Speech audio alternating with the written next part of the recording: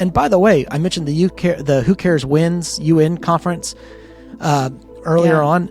Yeah. The roadmap that came out of there explains how this is going to work, because right now we are living in a time where we have a mobilized resistance, and we're starting to have really key successes. On this episode of Liberty Curious, I sat down with Allen Mendenhall, author, lawyer, critic, associate dean, and professor in the Sorrell College of Business at Troy University. He teaches a free market, non-woke business course that has gained significant clout, leading advocates of anti-woke ESG to seek his aid and testimony for an anti-ESG investment bill. His advocacy for economic freedom led the banking, crony, ESG profiteers to go on a witch hunt against him and try and get him canceled. Allen's story attests to the power of the individual. We spoke about how ESG is a segue into global governance, the growing decentralized resistance against hyper-centralization, and how one person taking a principled stand is a great equalizer against the most corrupt concentrations of power.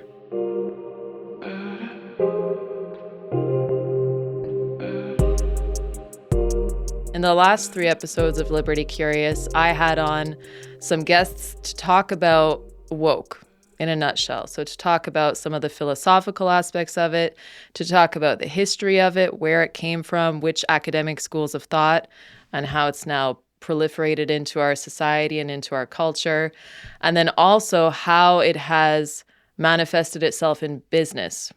So in the most recent episode, I was speaking with Sam Gregg about ESG and how that's a manifestation of woke.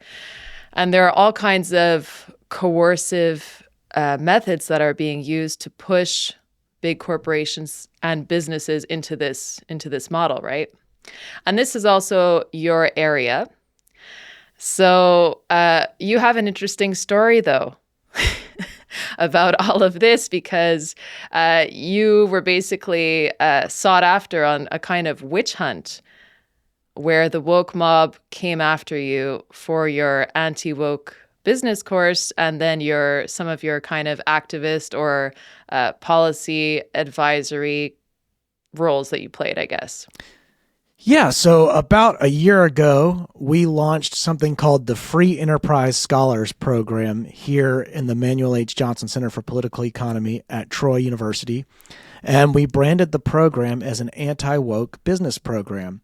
And what the program does is host extracurricular activities for select students. So undergraduate business majors apply to be part of the program, and then they participate in reading groups and a speaker series. So we have Andy Pusner coming in October. We've had Steve Sukup. We've had Scott Shepard, many people who are prominent voices in the sort of anti-ESG movement. And this program caught on. Many different news outlets picked up on the story. I announced the launching of the program on Fox and Friends, and that program has been excellent. Now, the attention that the program drew has been beneficial on the policy side as well, because now I've been able to participate in the policy debates in a capacity that is somewhat new to the Johnson Center. In particular, SB 261, Senate Bill 261, came before the Alabama legislature last year, and it was a prohibition on government entities, not on private businesses or banks, but it prohibited government from requiring private businesses or banks to boycott industries based on non-financial or non-fiduciary bases. So this is a free market bill. It's dealing with public money, and it's saying government cannot penalize private companies for refusing to boycott industries that are basically beneficial to Alabama. You know, timber, mining, coal, oil and gas, firearms. These are all really important industries in Alabama, and they also happen to be industries that are targets of ESG. So what the bill was designed to do was prevent, for example, the investing of municipal bonds with banks that were doing ESG, that were screening out, using exclusionary screens at the expense of Alabama industries. And I knew going into the legislative session that the banks were going to oppose it. We have one big bank in Alabama, Regions Bank, which is a big national bank. And I happen to know from private conversations and meetings and networking events that different bankers associations at the state level across the country were also opposing different pieces of ESG legislation. There are two forms of ESG legislation going around. One prohibits the investment of state pension money in sort of ESG portfolios. And the other is what's called this economic boycott bill. And that's the one that we were dealing with here in Alabama. So in about January, the Alabama Farmers Federation, ALFA, they do, they're sort of the lobby group for Alabama farmers, but they also are an insurance company. They have many different hats. Told me that they were working on a bill regarding ESG legislation, that they had consulted with the DeSantis administration and others about the language of the bill, and that they had a Senate sponsor for the bill. And they asked me to come in and talk to them about ESG, which I did. And then months after that, I was contacted by their government affairs office and by Senator Dan Roberts, who was the sponsor of the bill, about whether I would be willing to come in and testify on behalf of the bill and speak to the Senate Republican caucus on the importance of the bill and the dangers of ESG. Well, the day before I went to the State House to talk, I was at a fundraising dinner and sort of got tipped off to a recent study that showed Regions Bank had given $14,400,000, something like that. That may not be the exact amount, but that's what I'm remembering, to Black Lives Matter. And there's really no reason why an Alabama company would do something like that were it not for ESG, some sort of corporate pressure, because this is not something that the people of Alabama are interested in. Well, I went up and explained to the Senate what ESG was, what its history was, beginning with the Who Cares Wins United Nations conference that was sponsored by the United Nations and the government of Switzerland, and the roadmap that came out of that conference, and how that was followed to sort of integrate ESG into capital markets, and what ESG meant for the state of Alabama, and why this bill was important. Well, that evening, you mentioned Sam Gregg earlier. I just happened to be having dinner with Sam Gregg because I also run our Federalist Society chapter here in Alabama, and I was having Sam come in to speak to our chapter. And so we were having dinner that night, and I get a call from the president of the Alabama Bankers Association telling me that he had just gotten off the phone with the CEO of Troy Bank and Trust, which is obviously a very important bank here to Troy University, and that the chancellor of our university sits on the board of Troy Bank and Trust, and that this lobbyist was going to make sure that that the Troy Bank and Trust and my chancellor were going to have my job, and he was going to make sure I got fired, and that did he know how many lobbyists he was going to line up to oppose me when I testified at the State House, and all kinds of threats. And this is somebody that I actually knew somewhat well from social circles. I mean, we run into each other at Alabama political events and things like this. So I was very surprised by the aggressiveness with which this person approached me. And of course, I was worried about my job because it was being threatened. And now it turned out, after some subsequent conversations, that he never contacted the chancellor, and he did not really get off the phone with the CEO of Troy Bank and Trust. He just made that up to try to scare me into backing down, and that really wasn't going to work. I mean, it was so obvious that the Alabama legislature was going to pass this bill because it was an inevitability. Other red states were doing it. Our governor had signed on to an anti-ESG coalition organized by Governor DeSantis. Both our U.S. Senators, Katie Britt and Tommy Tuberville, had come out against ESG. Donald Trump had come out against ESG. Elon Musk was calling ESG the devil. I mean, you basically could not keep your seat as a Republican in Alabama if you weren't going to sign on to this bill. However, that did not stop some shenanigans from occurring, which was, after I spoke, the bill was pulled from committee. Then it was put back onto committee. Then there were private closed-door meetings at which the bankers' lobbyists came in. Now, BlackRock, State Street, and Vanguard all have some degree of ownership in Regions Bank, which means they've got powerful lobbyists. Obviously, the big three together hold almost $30 trillion of assets under management. They're astoundingly powerful organizations. And so when they bring in their lobbyists, they have a lot of clout. And the lobbyists were able, behind closed doors, to successfully gut the bill by making sure that the bill applied to anything but financial institutions and investors. Well, guess what? That's principally what the bill was meant to target. So they gutted the bill. The bill has no teeth anymore. And they told our legislators that this is the toughest bill we've seen of all the states. This is the tough. Well, that is absolutely nonsense. It's not the toughest bill, and it is highly problematic because it's worthless. So it's a bill that needs to get revisited. It's a bill that needs to go back before the legislature, and we need to have a second go at it. Can I stop you there to ask you how, for somebody like me, I don't understand the inner workings of these things. Like, how are they actually able to gut the bill? Like, what happens there on the inside?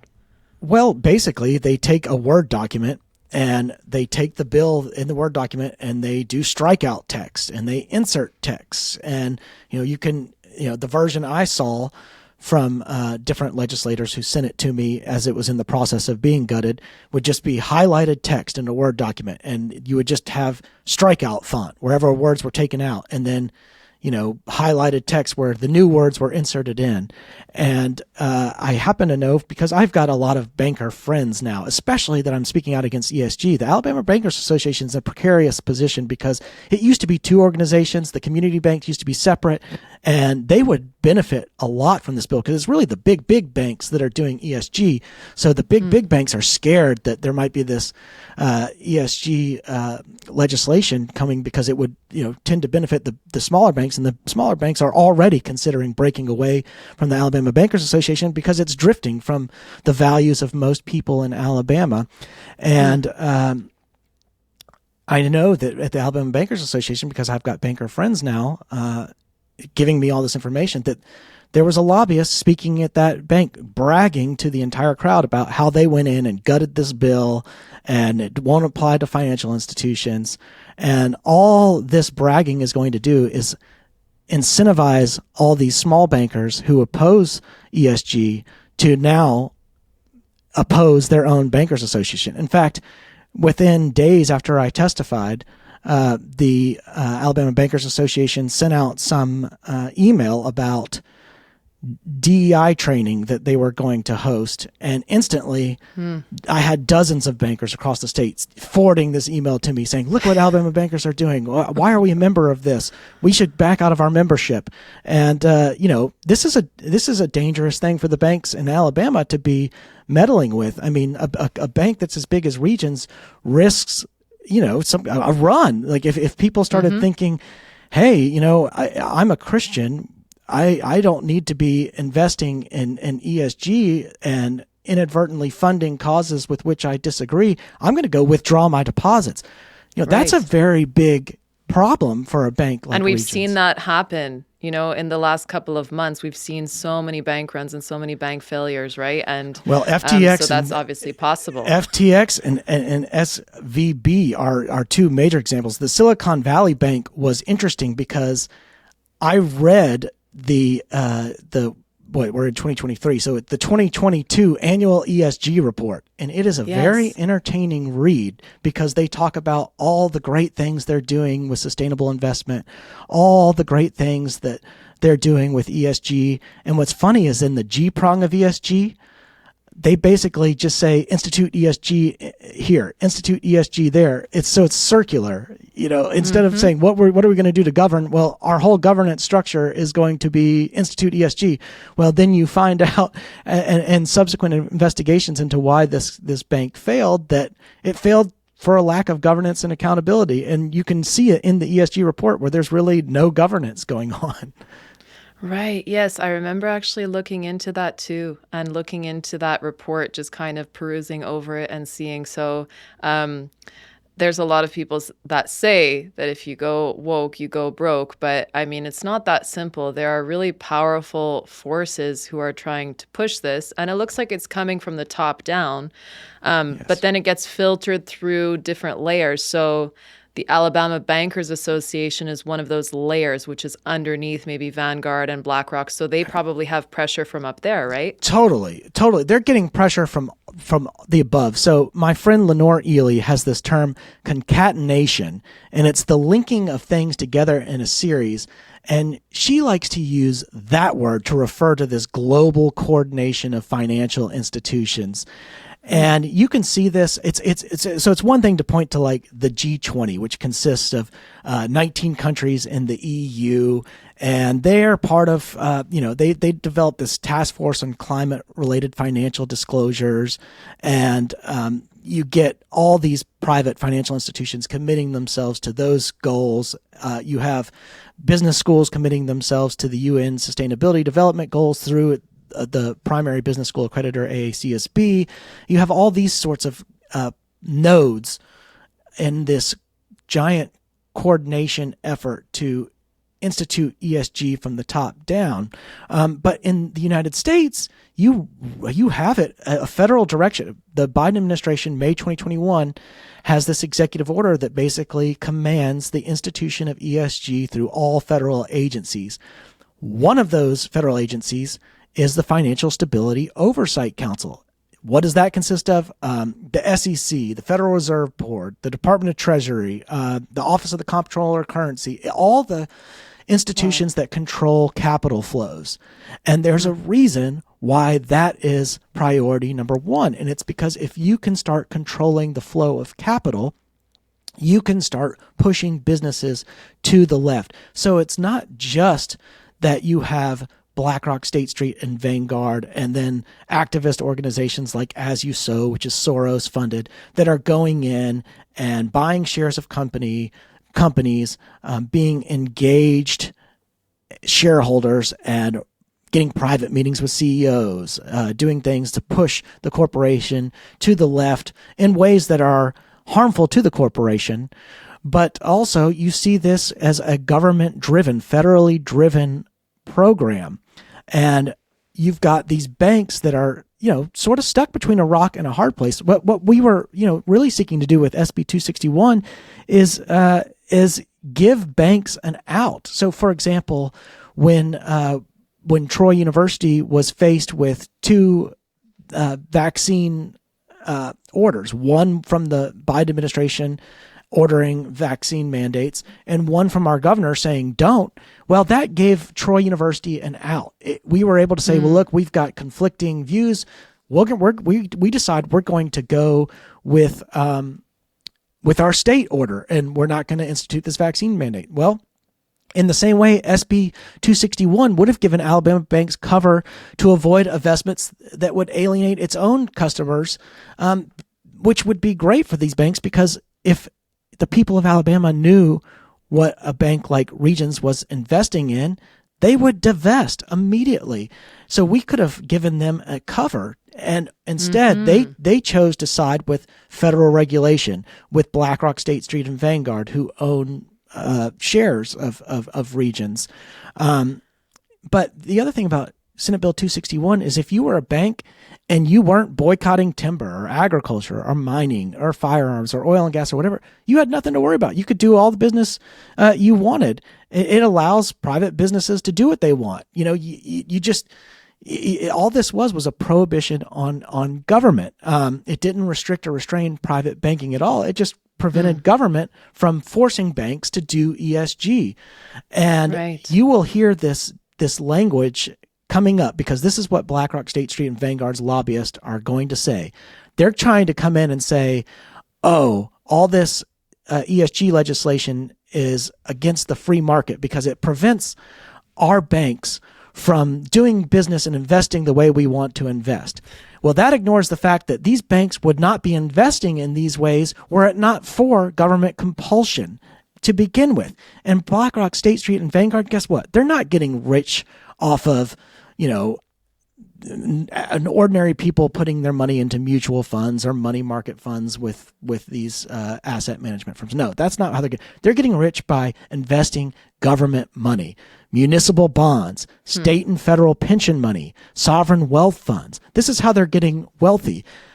And now that you have states divesting, Florida, Texas, West Virginia, divesting from BlackRock, they need to find new money. And so they're going to places like Sri Lanka. I recently did an interview with Sri Lankan media in which the reporter was asking me about BlackRock's activities in Sri Lanka, and I didn't know that BlackRock was doing this.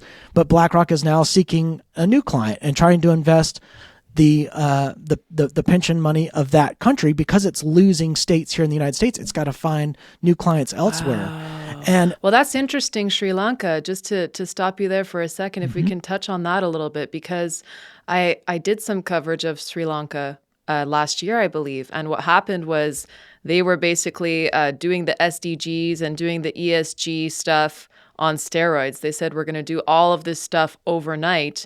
And they ended up no longer being able to export rice or even to produce enough for their own supply, which was, I think, like the first time that had happened in history since they had been producing vast amounts of rice. And so everybody was starving. You know, there was disarray. There was a lot of corruption in the government. And so it just led to this kind of push out of the regime. But it looked like the person that they put in place of their prime minister ended up being somebody who had the same kind of ties. So now what they're doing is they're trying to, again, predate or act predatorially on Sri Lanka now. Like they're saying, okay, it's still vulnerable. We're going to go in there. Well, I think what they're just trying to do is get a new client. They're trying to get more pension money to invest because private individuals don't have the kind of money that exists in those pension funds. And so you need those levels of funding in order to invest and make the type of money that the big three makes. And by the way, I mentioned the Who Cares Wins UN conference earlier on.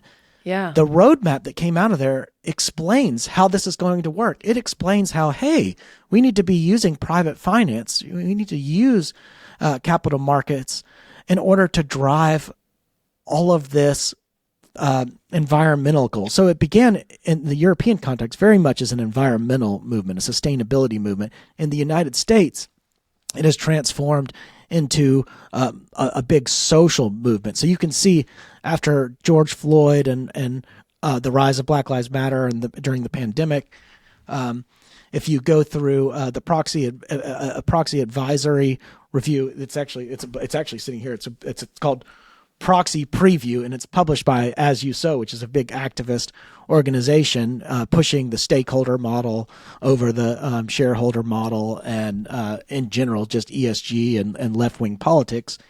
And when was this conference? Sorry, in what year? Who Cares Wins was back. Who Cares Wins was way back in 2004. So a long time ago. And they've had 20 years of pushing this stuff and doing academic research on it. Now I'm getting calls from elected officials, from private businesses, all these organizations looking for research on ESG because we haven't been doing it. It sort of caught people who are conservative or free market off guard. We weren't paying attention over 2 decades. And frankly, the banks weren't interested in ESG at first. They sort of were like, this is great, save the world, blah, blah, blah. But then you had the TARP bailouts, you had the bank failures, the crisis of 2008, and people were calling for bankers to be thrown in jail. And the bankers needed a PR. They needed a marketing thing. And so they latched onto ESG. And now instead of people saying, why didn't we throw bankers in jail? The world economy collapsed in 2008 and nobody paid any consequences. Well, the bank were now saying, well, look, we're saving the world. We're doing good. We're helping the environment. We're doing this. We're doing that. And it was just basically a PR ploy in the same way that many companies partake in greenwashing, where they're not sincerely committed to environmental sustainability development goals. They just say what they need to say in order to get ESG ratings agencies to give them positive rankings or positive ratings.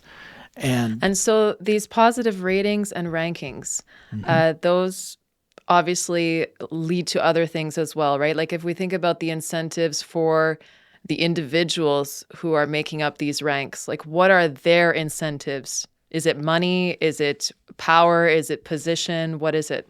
Oh, well, yeah, it's that, and it's also access. As I say, it's access to money. You could look at the new the Inflation Reduction Act, and it gives all these different incentives to companies that go green or do this or do that. You're going to get all these subsidies.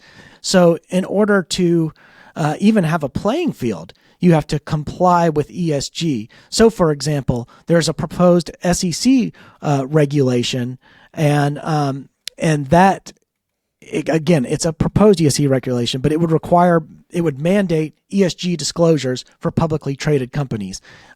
Before it's been law, the NASDAQ already has a mandate. If you want to trade on NASDAQ, you're required to disclose different information about board diversity and stuff like that. But there's been a new development. The European Union adopted something called the European Sustainability Reporting Standards. That just happened on July 31st of this year. It will go into effect January 2024. But it expressly institutes the stakeholder model that shifts governance away from trustees and stockholders and towards C-suite executives and CEOs. And it applies to publicly traded companies and privately traded companies. So if you're a company in an EU member state, you've got a lot to think about. Now, what's interesting is that a lot of big companies have lobbyists that support these regulations. Well, there's a very simple public choice explanation for why this is so. Because the bigger you are, the more capable you are of just absorbing this regulatory cost. You are an incumbent firm, and you're able to push out all your smaller competitors who don't have the means to comply with these expensive regulatory mandates. So it makes sense that the bigger companies would support these things because they can push out all the competition and try to dominate the market through regulatory capture. That makes so much sense. So much sense. Okay, so before we get back into your story, because I want to know what happens now after these threats against you, and after this bill is essentially quashed or watered down. But before we get into that, I think it would be interesting to talk a little bit about stakeholder capitalism. You mentioned that earlier. So and we talked about this a little bit off camera. So who are the stakeholders? A lot of people want to know. I see this all over Twitter. They're like, who exactly are the stakeholders of stakeholder capitalism? Well, traditionally, people pointed to the stakeholders as being customers, consumers, employees. And even under the traditional shareholder model, the Friedman doctrine, if you want to be a successful corporation, you cannot alienate or offend those stakeholders. You know, you can't be a successful company if you're not treating your employees well, or if you're alienating consumers. You depend on consumers for profits. But under the stakeholder model, the definition of a stakeholder is essentially so broad as to be utterly meaningless. If you are now defining the environment as a stakeholder or society writ large as the stakeholder, then you're saying basically everybody's a stakeholder, in which case really nobody's a stakeholder. And what this does is it vests a ton of power with these corporate executives, these C-suite executives, these CEOs. And so it's so interesting to me to see people on the left, activists on the left, championing this stakeholder model, which actually empowers the very groups that historically they opposed. They're like, we hate CEOs, we hate this business, right. We don't like this stuff.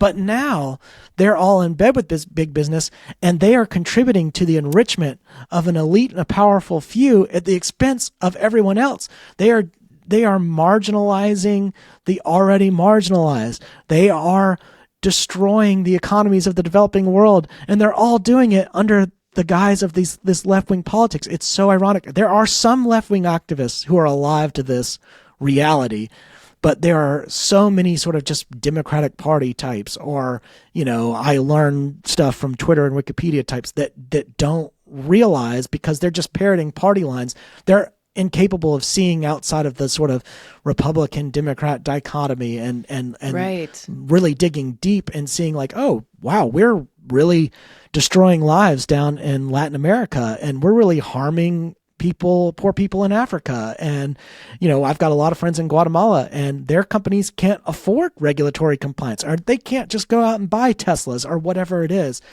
And we are squeezing out those people. And it is really astounding that the left, at least at the level of grassroots activism, hasn't woken up to this and hasn't started challenging BlackRock. BlackRock should be taking it from the left and the right. They're bad actors. Well, it looks like, the emotionality of some people on the left, especially at the grassroots level, has been manipulated in a way for them to be like, okay, well, I'm obviously, they see events like George Floyd, and they become part of that kind of collectivist movement. And, then they no longer apply whatever reason or critical thinking they may have had. They just kind of look at this as the end, and they're not really looking at the means that are being justified to reach those ends. But what you're saying here is that the means have nothing to do with the ends anyways.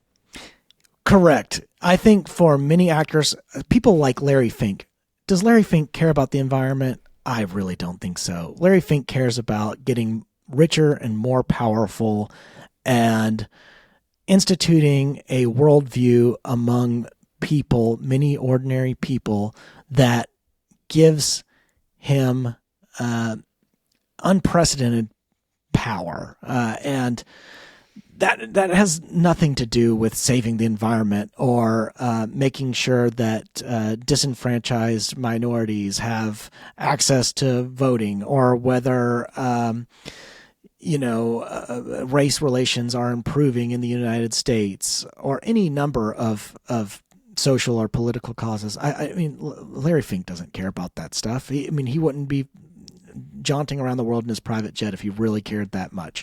Right, right. Like so many others. He's definitely not alone there among the stakeholders, because I think that's really who they are, right? I mean, it's all of the people who they say, okay, we're going to give all the power to the people, basically, and that's the rhetoric. It's going to be for you. It's going to be for the environment. It's going to be for the small people, for the unrepresented, for the minorities. But then, of course, all of the power is just funneled up. It's a consolidation of power and a centralization of power unlike any we've known in human history, because it's global now. We have the technology to make it global, where previously everything had to be localized because we just couldn't communicate instantly with people across the globe. But we're in a globalized world now. So this is centralization in a way that in human recorded history we haven't seen.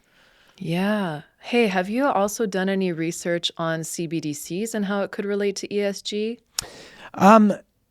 The answer is yes. I would not consider myself an expert, but there is one sort of interesting possibility that we might be considering in advance of central bank digital currencies. And I hesitate to put this forward as a possibility because I am not extremely knowledgeable about it. But I wonder, the United States Constitution permits states to have their own specie, so their own metal currency. There are states out there that have gold reserves. Some of them are red states. For example, Utah, the Mormon Church, has a lot of gold.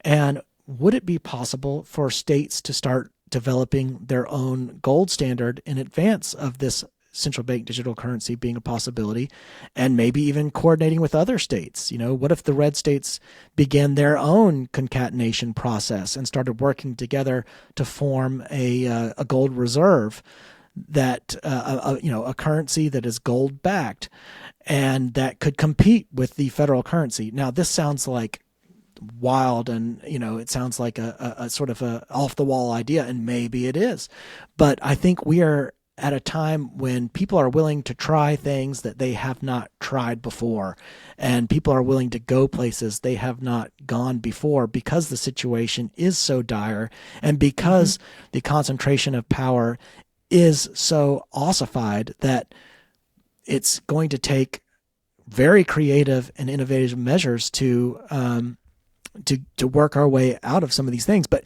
what's so funny is you hear criticism of China all the time. Oh, human rights violation, surveillance culture, et cetera, et cetera. Well, central bank digital currency, ESG ratings as social credit scores, we are basically trying to be China. And we're just trying to be our own version of China. And China's economy is going in the wrong direction right now. It is not the type of economy we want to be emulating. And yet our leaders seem to be obsessed with China and becoming like China. Right. Well, I've heard it actually that ESG has been described as a social credit system for corporations. Yeah, I think that's absolutely right. And I don't think it's a very big leap to see how social credit scores could apply to individuals and private companies eventually. I mean, in China, your phone is used to monitor your whereabouts. If you are surveilled and you jaywalk across the street, those cameras can identify you and can ding your social credit score. And social credit scores in China can be used to prevent you from flying on particular airlines, and they prohibit access to capital. You can get debanked fairly easily. Well, we see debanking going on here in the United States, and the most obvious examples involve people that maybe are unpalatable, like members of the Proud Boys and stuff like that. And we think, well, if those are the people getting debanked, I don't want them to be the face of my movement. But in Canada, you have Canadian truckers, and they got debanked. Their assets were frozen, and that's terrifying to have. Little old ladies who donated $20 to the truckers. Exactly. Right. Their bank accounts are getting frozen. Here in the United States, the Alliance Defending Freedom had trouble accessing payments through PayPal because the Southern Poverty Law Center designated Alliance Defending Freedom as a hate group. And if you ever go to an Alliance Defending Freedom event and you see prayers and you see love, you think, what world do we live in which there's an organization that could portray these people as haters? It's just so bizarre. Yes. It shows how bifurcated our society, how divided and fractured our society is when people can see these groups of religious leaders from many faiths. When I go there, I see religious leaders not just who are Christian, but I've seen Muslims, I've seen Jewish leaders, and they interact with love and with care, and only by never interacting with someone like this could you ever portray them as hateful. You just have to have no hands-on, face-to-face, personal, tangible experience with these people in order to believe that they are haters. Well, you've said some interesting things there, and I want to talk a little bit about the decentralization versus the centralization model, because this is something that I've been thinking about recently. And you're talking about different states maybe even coalescing to create their own gold standards, things like this, to kind of combat the CBDCs that are on the horizon. And that's interesting because you talked about centralization being something that has arisen in a hyper-centralized way, in a global way, because of being in this kind of age of information and having things able to spread so quickly. But I think that is also part of the strength of the resistance. Yes, it being kind of this equalizer. And that is the best word, because right now we are living in a time where we have a mobilized resistance, and we're starting to have really key successes. Larry Fink announced at the end of June that he was going to stop using the term ESG. This is also a little dangerous because there's going to be, ESG is going to continue, but it may not have that acronym assigned to it. So it'll be harder to identify. But the fact that people are moving away shows that the backlash is having an effect. McDonald's just scrubbed all ESG abbreviations from its website. We saw FTX and Silicon Valley Bank, SVB, fail. S&P Global Ratings is no longer going to publish or update ESG credit scores or credit indicators. Now, they're still going to write about how companies are environmentally friendly and all that. They're just not going to assign these numerical rankings to them. Moody's cut the ratings of several major banks, and it put others on notice of downgrade. So the banking industry's in a very precarious place in the United States. And I don't think people realize how precarious the banking industry is right now, and how dangerous the toying with ESG really is. And of course, you hesitate to point it out because you don't want to run on a bank. You don't want a bank run. You don't want the FDIC running out of whatever. You want the system to function to avoid just chaos. But this is a crisis of the bank's own making. Right. So I want to talk a little bit about, I guess, with this kind of legislation that you were getting involved in, this kind of bill, is that antitrust? Is that what that's called, or is that something else?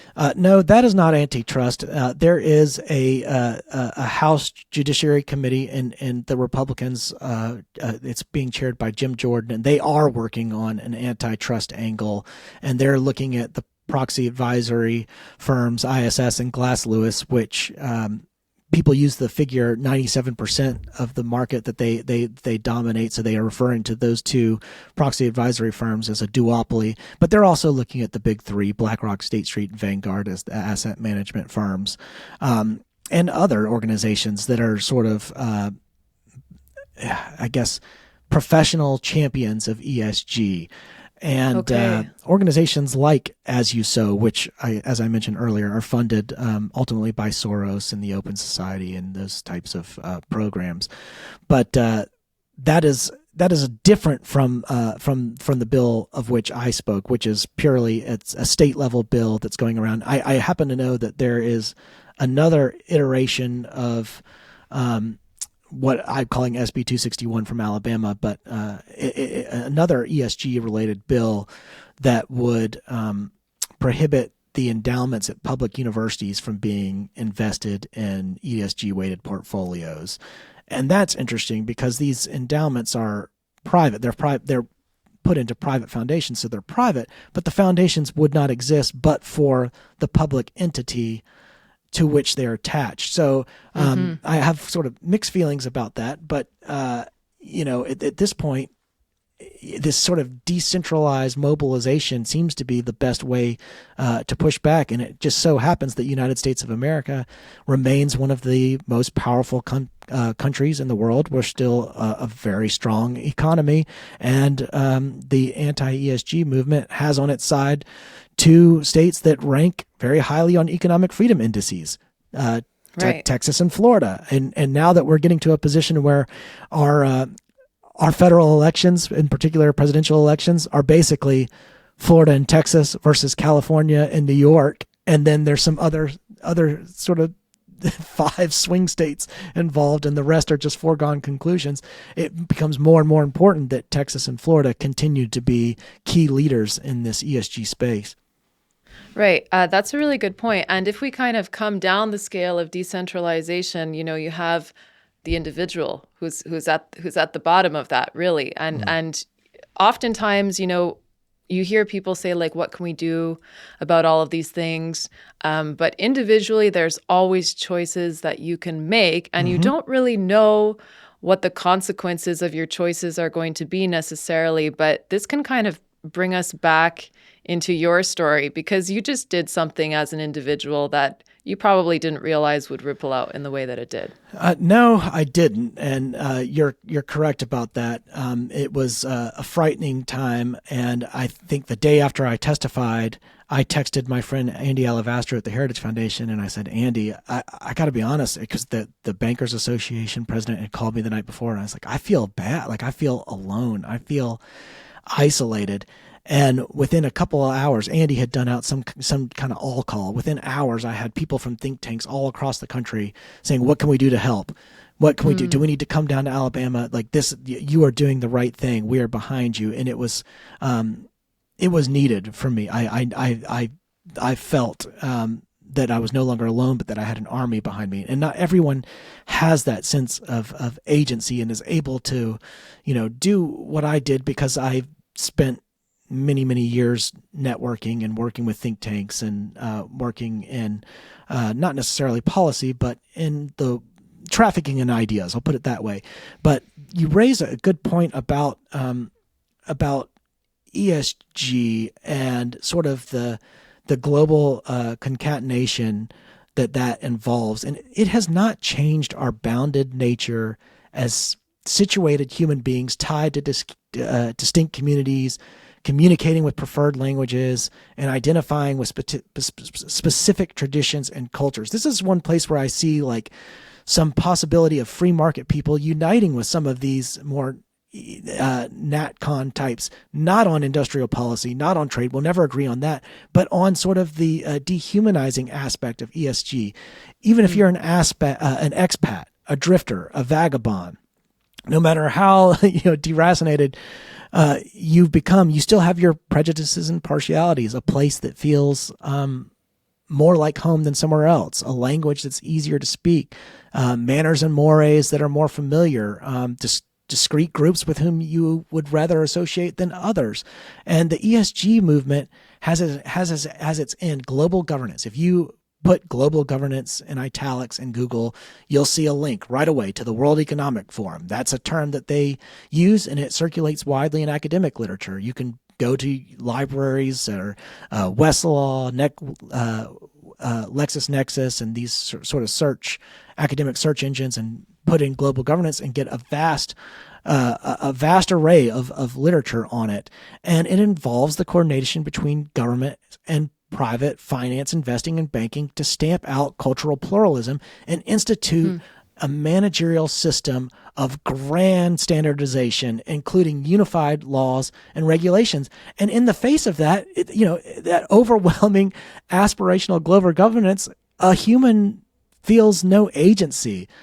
You don't feel that you have the facility to change, resist, or direct just the everyday elements of your jobs and careers. I think there's a psychic element to this that's just harmful, where people become isolated and they feel disempowered and insignificant by forces that are frankly just too powerful to oppose. And I think political decentralization is the answer to that, to minimize undue power and violence and to maximize individual liberty under just laws that govern a moral populace with mostly homogenous values. I don't think that's, in a pluralist context, I think you have to expect decentralized communities to have homogenous values. But, my thing has always been, the ideal society, because I love Murray Rothbard, but we're never going to, on this flawed planet, have an idealized anarcho-capitalist utopia. I'm very anti-utopian in my thinking. So my thing is, the best we can do is to try to maximize liberty under a system of order that involves as much voluntary participation as possible. We can never get uniform agreement among people. So we have to develop a society in which competing views can be accommodated, so long as force is not unduly exercised against other individual agents. And what does this look like? Well, it may differ in different places. I think it would be contextual, situational.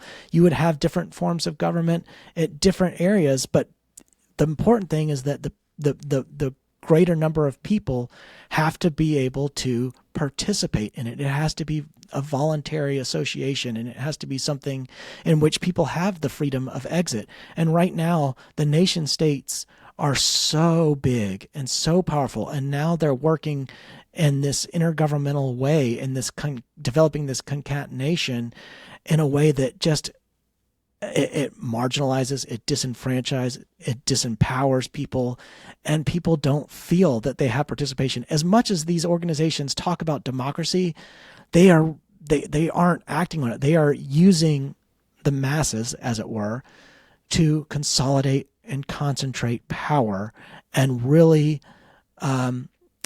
make sure that a smaller group of elites are governing the rest of us. There are some parallels there. with what happened towards the end of the medieval church. That we can see, right? So it's kind of like these excesses of power, excesses of bureaucracy, of regulation. They even had something kind of similar to carbon taxes, where they would actually charge you, okay, you'll have to pay this amount of money to be able to do this now. So there were more and more rules and more laws and regulations.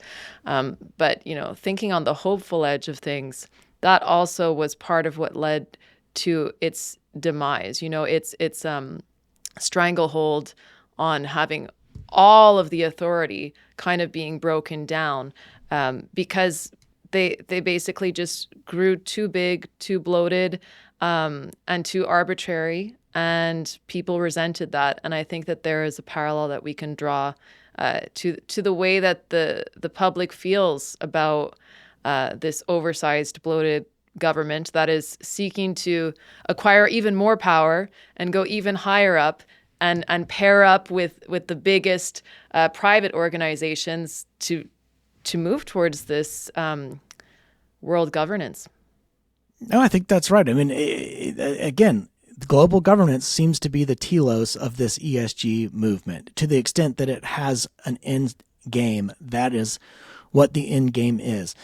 What is that going to ultimately look like? No one's been able to just draw it out. At some point, people will become disappointed because, as all human projects do, this one will ultimately not generate the utopia that is promised. So, that and there is a religious element to it, even to this wokeness. It's sort of there's a sense of atonement. The people that are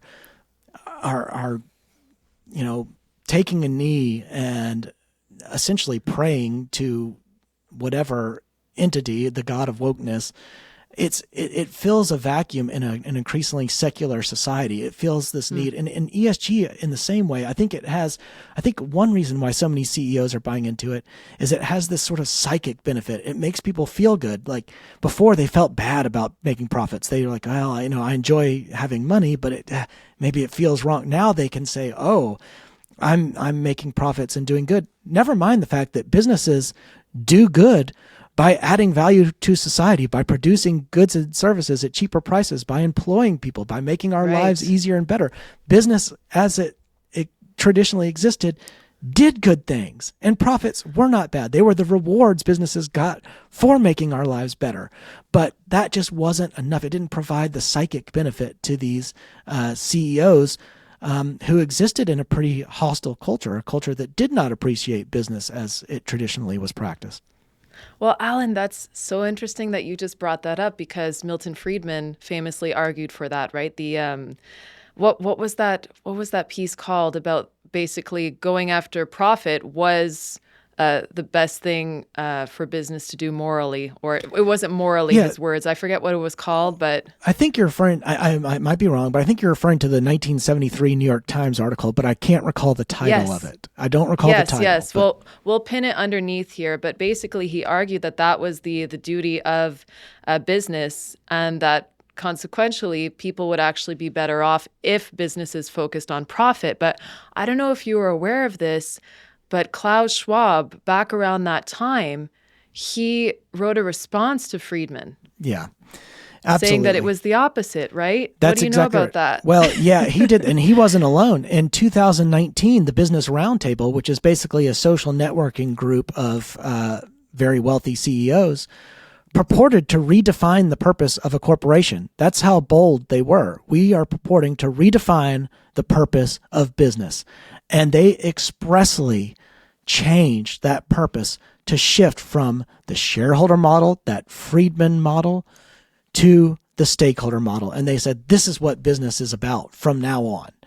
And that is, first of all, it's the height of arrogance to purport to redefine a concept that has been worked out and hashed out over centuries.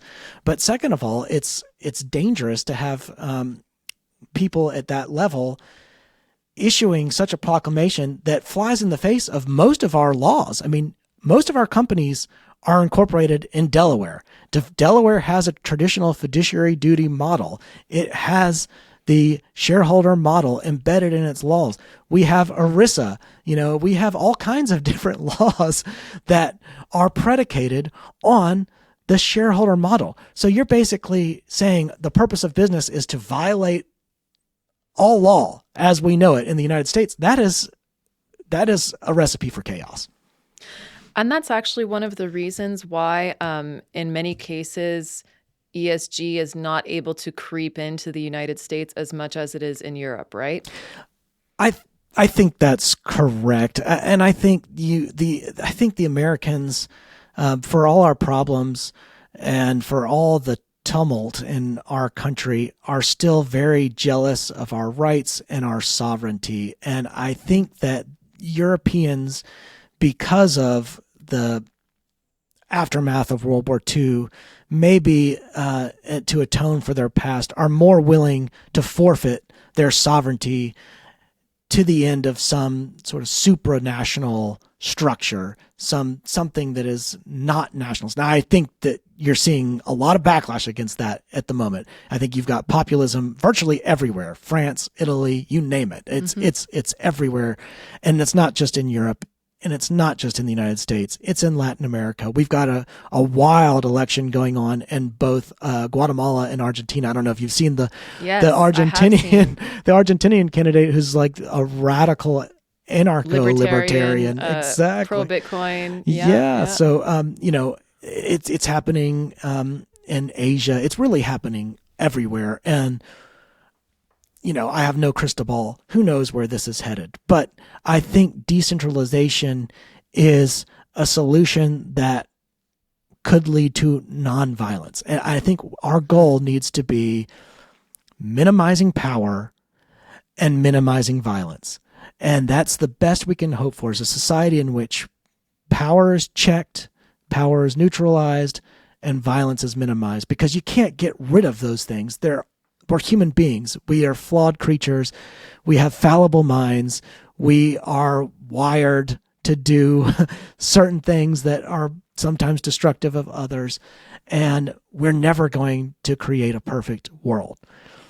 So the best we can hope for is to create institutions that, again, minimize violence and neutralize power. You'll never get rid of those things, but you can try to minimize them to the extent possible. I think that that's a really interesting concept, and it's something that I think merits a whole podcast, because there's a really interesting relationship between power hierarchies and violence, and how those have evolved over time as well, right? So as the hierarchical systems are changing in the world, and we see that we're kind of going through that now, it's being pushed and pulled in those two opposing directions. I think that the relationship to violence will, I don't know, we kind of, it's like we need to kind of figure out what that relationship looks like now.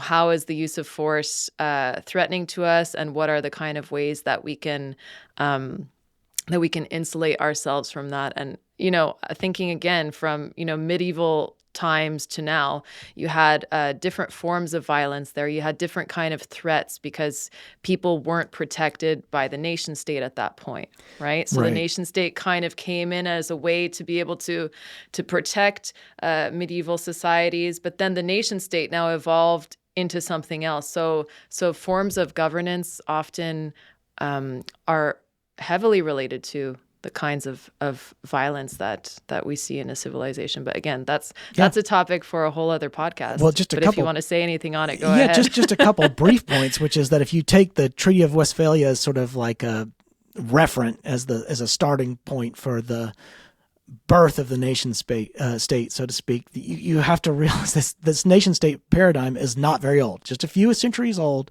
and so we can expect it to transform into something else eventually.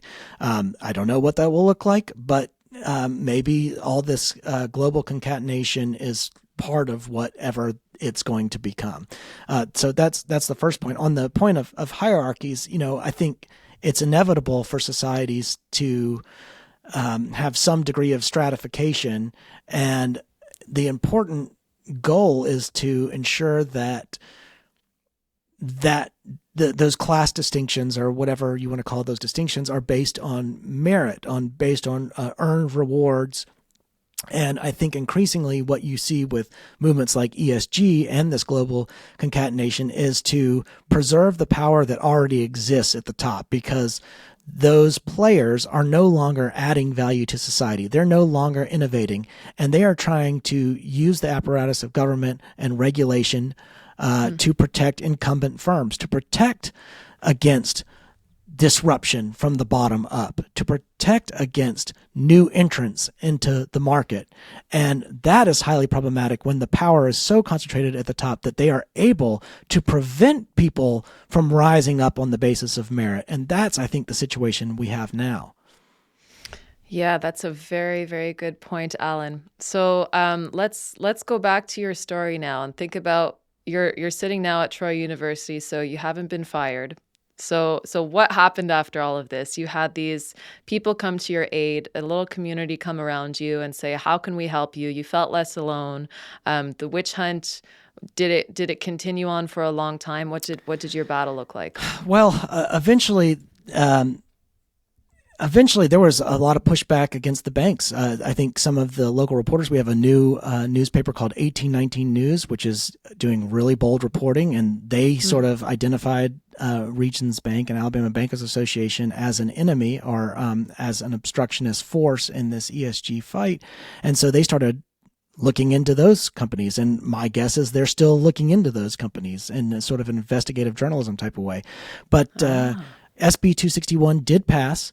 As I mentioned earlier, it was gutted. It has no teeth. So I suspect there will be new versions of it materializing maybe next session, maybe after. I don't know, but I suspect it's an inevitability that we'll see new versions of it. But, eventually people took notice of what I was doing.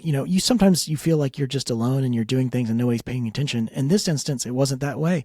The Heritage Foundation actually gave me one of their inaugural academic prizes, and it was a tremendous honor, and I was so happy to be recognized and that people took notice of what I was doing. And I think it's catching on. I get calls from people that are out of my league, so to speak, people that are executives at large companies saying, you wouldn't believe what's happening at our company. Thank you for doing what you're doing. We really need a change. And I'm talking like big companies, like companies that are publicly traded on, all the major money markets. And I just sometimes wonder if all these people just stood up and spoke their mind the way I did, would we even be in the situation we're in? Everyone's just so afraid to speak up because they think the consequences are going to be fatal. But mine weren't. And I ended up getting rewarded. And now I'm hearing from all these people that want to help and want to do something. They want to do it from behind the scenes. But what if they all just stood up? What if they had courage? What if they were willing to take a stand and take a chance? If we all started doing it, I really believe it's a phrase Vivek Ramaswamy uses, but and probably others too, but courage is contagious. I can now feel that. I now sense that. I get calls from people now, like I say, who are out of my league, and they're wanting to do something. They're getting courage. And if little old me, if I can inspire courage, and I'm certainly no ultimate warrior. I'm certainly no Albert Einstein. I'm certainly no, major force. But if I can inspire courage, then imagine what somebody with real influence could do if they just stood up. And if we get more people like that standing up, and I'm seeing it in the political sphere, I'm starting to see politicians speak in a more bold way, and that is going to be a game changer. Yeah, I think that's really, really wonderful. One of my favorite trilogies is Lord of the Rings. And I think that there's something powerful in there in the story that you experienced and some parallels. And Lord of the Rings, of course, the hero is a hobbit. It's a regular, normal guy. Are you trying to call me a hobbit, Kate? Is that what you're trying to? No, I haven't actually seen you in person, but you don't look like you're that small. I don't think that you're hobbit sized. No, but I'm kidding. I think that there's something really important in that message too. Because you said this can spread out and this can become contagious, of course. But I think one of the one of the lessons that I take from Lord of the Rings, and everybody sees it differently, is that it mattered at the end what that unique, ordinary individual did. And it had really, really big consequences, going up against basically kind of an analogy to what we see now, this hyper-centralization model, kind of like trying to take power and authority everywhere of all of the land. And at the end, you see that there are other people of higher stature, like Aragorn, who steps up and takes the role of king at that point. So you're saying here you could have people step up who are in big business, who are in the Senate maybe, or who have different roles, who may have an effect. But remember that Aragorn at the end, he kneels in front of the hobbits. He says, "It was you guys and what you did that made the difference." Well, I think that's a beautiful cautionary tale too. And the other thing about Frodo is that he does suffer from temptation. It's not that he doesn't suffer, but he remains uncorrupted despite the temptation. And he's really, because he's a hobbit, he's the only figure that is capable of that. No one else could be trusted, even if they were forces for good. They couldn't be trusted with the ring. And as there is success on this ESG pushback, there probably will be a temptation among people to do it for themselves. Like, oh, I'm starting to get attention. I'm starting to get public. This needs to be not about the person. This needs to be about something, the principles. Always make sure it's about the principles. And as the pushback continues to grow, as there actually starts to be some money put behind it, people need to make sure they're getting in this for the principles and not to make money off of politics, but to make sure they're doing this for the right reasons. And that will be a temptation. I'm sure that will be a temptation for people. And again, we benefit from being the resistance right now. We benefit from being in the disempowered minority. But as our ranks grow, as people start to catch on to the ESG scam, there will be opportunities for people to take advantage of the movement and to try to use it for their own benefit. And that's a danger with any mobilized force of human beings. And I think it's just important to make sure that everybody who starts to get involved in this space really does a sort of a self-evaluation every morning and every night. Why am I doing this? Who am I? What do I stand for? What is my purpose in life? Because we really all just have such a short time here, and we need to do the best we can to achieve the right things. That was really, really well said, Allen, and really beautiful. And it got me to thinking that you are a writer. And that just came across in talking about Lord of the Rings here with you. And those kinds of themes, those kind of human themes that we see, I definitely encourage people to go read what you've written as well. You've written some nonfiction, and you've written some fiction too, and you're a fantastic writer. So I did read your last book as I was preparing for this podcast, and totally different kind of content, but I think that you're doing really important work that is inspiring for other people, and I really do think that was a good word of caution as well. Something that we need to be aware of as, we don't build tribal identities around being the resistance, and instead we focus on the actual principles themselves. Because then if not, then we just become utilitarians as well. We just become trying to use any means to justify our ends. And that is pretty disastrous. Those are the kinds of ways of thinking and of being and of operating that lead to war. Right? So, that's right. The temptation is there for everybody to try to make the world over in the way they want it to look. And sometimes the way the world ought to look is accommodating of many different ways of existing and living. Yes, that is very, very true. So I hope to have you back on here again. Thank you so much. Thank you for Kate. Sharing your story. Yeah, this has been a great, great conversation. I really, really enjoyed it. Are there any last thoughts that you would like to share? I'm sure there are plenty, but we can get into those in the next episode. I just very grateful to you for having me on and appreciate the opportunity. Okay, great. Thank you so much, Allen. Thanks, Kate.